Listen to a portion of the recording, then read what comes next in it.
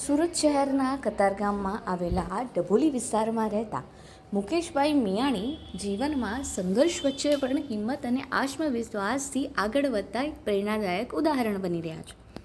માત્ર 9 મહિનાની ઉંમરે જ તેમના પરિવારને ખબર પડી હતી કે તેમને પોલિયો છે, જેના કારણે તેઓ નાનપણથી જ ચાલી શકતા નથી. તેમ છતાં તેમણે જીવનમાં ક્યારેય હાર માનવાની પરિસ્થિતિને બદલે પરિસ્થિતિ જે છે તેનો સામનો કરીને આત્મનિર્ભર બનવાનો માર્ગ પસંદ કર્યો છે. આમ તો મુકેશભાઈ છેલ્લા ઘણા વર્ષોથી રત્ન કલાકાર તરીકે કામ કરી રહ્યા હતા, પરંતુ આ ધંધા ઉદ્યોગમાં આવેલી મંદીને કારણે તેમણે પણ તેમની નોકરી ગુમાવવી પડી હતી. વર્ષ 2025ની દિવાળી સુધી તેઓ એક યુનિટમાં કામ કરતા હતા, પરંતુ ઉદ્યોગની મંદીને કારણે યુનિટ બંધ થઈ ગયું અને તેના કારણે તેઓ ઘરે જ રહેવા લાગ્યા.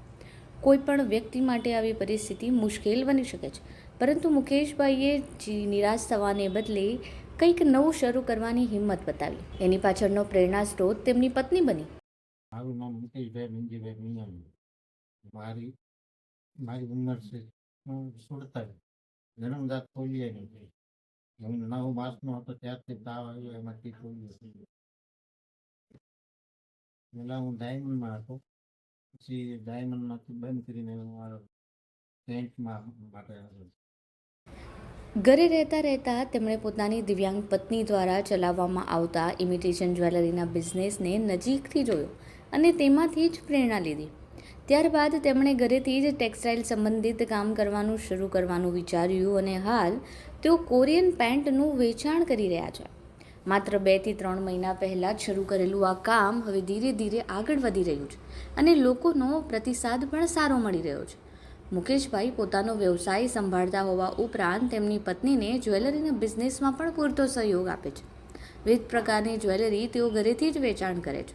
તેમની મહેનત અને વિશ્વાસને કારણે આજુબાજુના વિસ્તારના લોકો દૂર દૂરથી તેમની પાસે ખરીદી કરવા માટે આવે છે. તેમનો સંઘર્ષ બતાવે છે કે શારીરિક અસમર્થતા હોવા છતાં જો મનમાં આત્મવિશ્વાસ, મહેનત અને આગળ વધવાની ઈચ્છા હોય તો કોઈ પણ વ્યક્તિ પોતાની ઓળખ બનાવી શકે એમ છે. તેઓ જાતે જ સામાન લાવવા મૂકવાનું કામ પણ કરે છે. તેઓ બાઇક પણ ડ્રાઈવ કરે છે. લેડીઝ પેન્ટ માટે કલેક્શન ચાલુ કર્યું. એ કોરિયન પેન્ટ છે. ખાલી ફક્ત પેન્ટ જ અત્યારે લાવ્યા છે, પછી આગળ જતા બીજું શરૂ કરશું. ડાયમંડમાં ડીમ હતું એટલા માટે ટેક્સટાઇલમાં ધીમે ધીમે ઝંપલાવું છે. લોકોનો રિસ્પોન્સ સારો છે. લોકો ધીરે ધીરે પેન્ટ લેવા આવે છે અને સપોર્ટ સારો છે. જે દિવ્યાંગ લોકો ઘરે બેઠા છે એના માટે આ પ્રેરણાનો પિક્ચર છે કે તે પણ જાતે કરી શકે કામ.